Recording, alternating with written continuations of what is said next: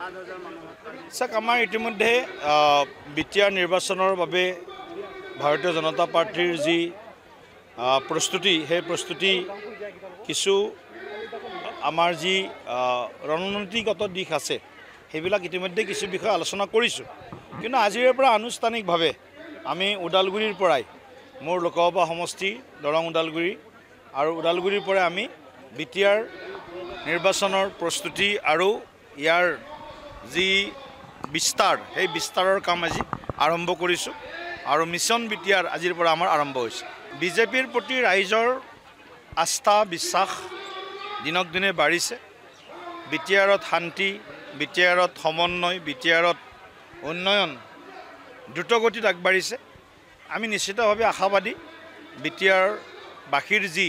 সপোন ৩৫ লক্ষ বিটিআৰ বাসীৰ যি সপোন সেই সপোন নিশ্চিতভাৱে ৰূপায়ণত ভাৰতীয় জনতা পাৰ্টিয়ে সকলো ধৰণে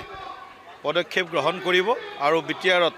আমি উন্নয়ন আৰু শান্তি সমান্তৰালভাৱে শক্তিশালী ৰূপত প্ৰতিষ্ঠা কৰাৰ দিশত আমি কাম কৰিম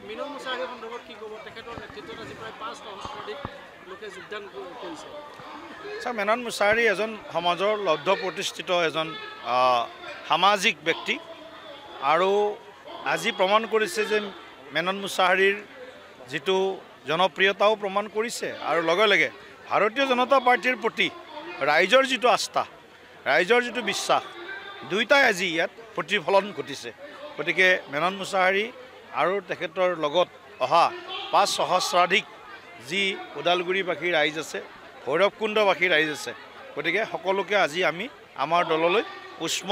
আদৰণি জনাইছোঁ নিশ্চিতভাৱে আমি এককভাৱে নিৰ্বাচন খেলাৰ আমাৰ যি পৰম্পৰা আছে ১৫ৰ পৰা কথা কওক বা ২০ৰ কথা কওক এতিয়া ২৫লৈকে আহিলোঁ গতিকে আমাৰ এতিয়ালৈকে দলত সেইটোৱেই সিদ্ধান্ত আছে এককভাৱে ভাৰতীয় জনতা পাৰ্টিয়ে বিটিআৰৰ ৪০টা সমষ্টিতেই আমি নিৰ্বাচন খেলাৰ কাৰণে আমি আমাৰ দলত পূৰ্বত যিটো সিদ্ধান্ত আছিল সেই সিদ্ধান্তত আমি আজিৰ দিনটোত অটল আছোঁ আমি ইয়াতে ৰিটায়াৰ্ড পাৰ্চন আমাৰ আছে আৰু সিনিয়ৰ চিটিজেন আছে আৰু আমাৰ মোৰ লগত মানে বিভিন্ন ৰাজনৈতিক দলৰ পৰা মোক ভাল পাই পেলাই মোৰ লগত যোগদান কৰিবৰ কাৰণে আহিছে এইটো দুমাহ বুলি নহয় মই যিখিনি মই ৰাইজৰ ওচৰত মই ওদালগুৰিত সৰুৰ পৰা মই কাম কৰিছে এতিয়া মোক মৰম চেনাই মোক ৰাইজে আশীৰ্বাদ দিছে মই ইয়াৰ কাৰণে ৰাইজক মই ধন্যবাদ দিছোঁ যিহেতু মোক এনেকৈ ৰাইজে মোক ছাপোৰ্ট কৰাৰ কাৰণে মানে চবকে মোৰ মনৰ পৰা মই সেৱা যাচিছোঁ বিজেপিত ৰাষ্ট্ৰীয় দলত থাকি পেলাই মই আমাৰ এই ওদালগুৰি অঞ্চলটো কিবা উন্নতি কৰিবৰ কাৰণে মানে কাম কৰিব পাৰিব বুলি মই আশা আছে যিহেতু এতিয়া আমাৰ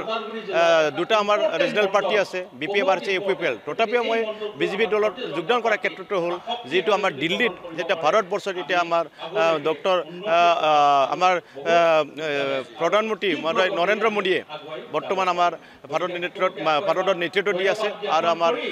ভাল এটা আমাৰ এই পৃথিৱীত আমাৰ ভাৰতবৰ্ষৰ নাম কৰিবৰ কাৰণে উন্নতি কৰিবৰ কাৰণে আগবাঢ়াৰ কাৰণে কাম কৰি আছে আৰু লগতে আমাৰ জনপ্ৰিয় ডক্টৰ হিমন্ত বিশ্ব শৰ্মা আমাৰ এই আসামত এই মন্ত্ৰী বা আমাৰ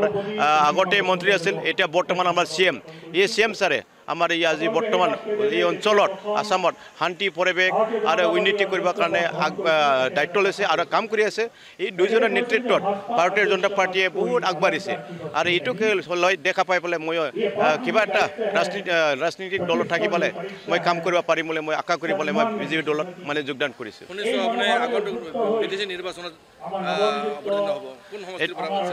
এইটো পাৰ্টি নিৰ্ণয় কৰিব পাৰ্টিয়ে যদি মোক দায়িত্ব দিয়ে তেতিয়া মই নিৰ্বাচন খেলিবৰ কাৰণে মই সাজু আছোঁ আপুনি বিচৰা বাতৰি পাব কেৱল নিউজ 18 এপত নিউজ 18 এপ ডাউনলোড কৰিবলৈ স্কেন কৰক এই QR কোড গুগল প্লে ষ্টৰতো পাব এই নিউজ 18 এপ